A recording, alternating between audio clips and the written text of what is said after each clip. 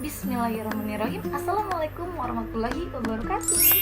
Nama saya Elok Sekar dari Politeknik Negeri Jakarta. Di sini saya akan memaparkan mengenai mini riset terhadap analisis pada mata kuliah pasar modal. Nah, dalam analisis kali ini saya memilih 5 saham yang diantaranya ada BBNI, BBRI, BTPN, ADMF, serta Indofood atau INDF.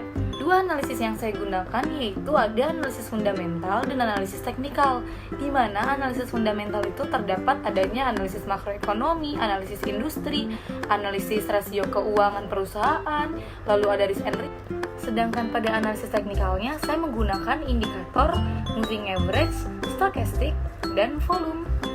Yang pertama akan saya jelaskan adalah analisis makroekonomi, di mana dalam slide ini saya mengambil data dari BPS atau Badan Pusat Statistik mengenai inflasi di Indonesia 3 tahun terakhir. Dalam grafik ini menunjukkan bahwa perekonomian Indonesia dalam 3 tahun terakhir ini telah mengalami peningkatan, terutama pada tahun 2017 yang meningkat sebesar 5,07% dengan inflasi sebesar 3,60%. Nah, peningkatan ini didorong baik dari sisi investasi, ekspor, dan konsumsi, sehingga dapat diperkirakan bahwa pertumbuhan ekonomi Indonesia akan terus membaik hingga tahun 2018. Namun, semenjak datangnya COVID-19 di Indonesia dan penyebaran yang begitu ganas, ternyata Indonesia tidak bisa meningkatkan pertumbuhan ekonominya. Bahkan COVID-19 atau yang biasa kita kenal dengan Corona ini menggiring Indonesia pada potensi krisis. Sehingga dampak tersebut telah membawa Indonesia menjadi krisis ekonomi dan berbuntut pada krisis politik. Selanjutnya adalah analisis industri.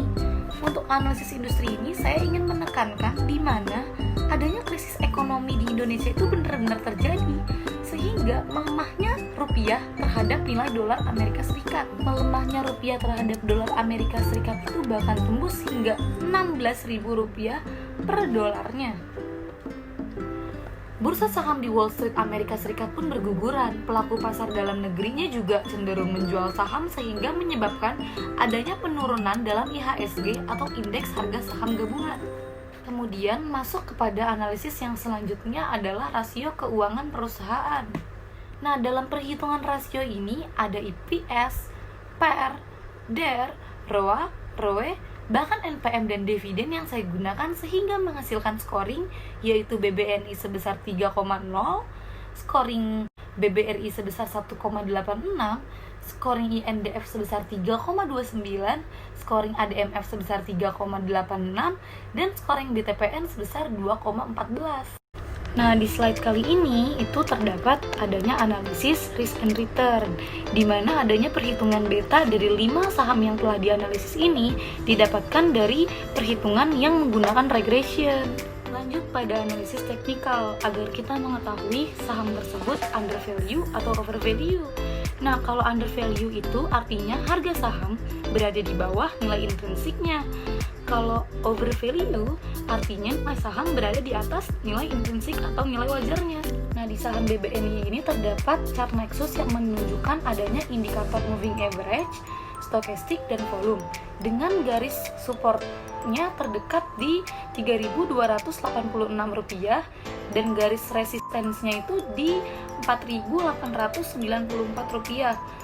Nah, candle terakhir ini menunjukkan sinyal yang bullish mendekati resistance, sehingga dapat menjadi sinyal untuk menjual. Harga saham BBNI dari tahun 2015 hingga tahun 2016 dalam analisis saya sempat berada di bawah indeks harga saham gabungan.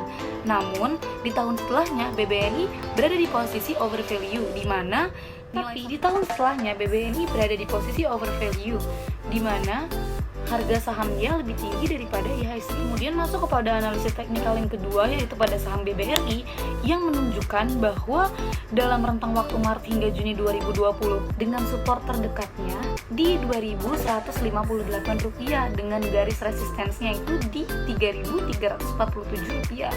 Candle terakhirnya menunjukkan sinyal bullish juga yang mendekati resistance sehingga menjadi sinyal untuk menjual. Nah, harga saham BBRI ini masih di bawah harga IHSG sehingga harga saham saham BBRI ini dikatakan under value. Karena apa? Karena ia lebih kecil daripada nilai intrinsiknya. Di bank BTPN ini juga chartnya menunjukkan sinyal yang bullish untuk mendekati resisten sebesar 2298, sehingga sinyal tersebut menunjukkan agar kita menjual saham tersebut. Namun, harga saham BTPN ini masih lebih kecil daripada nilai intrinsiknya atau nilai wajarnya, sehingga BTPN ini dikatakan under value.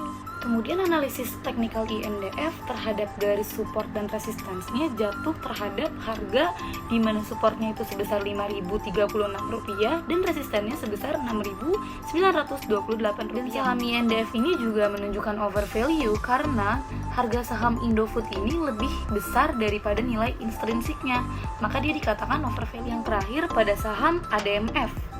Nah, candle terakhir ini nih menunjukkan sinyal bullish yang mendekati resisten.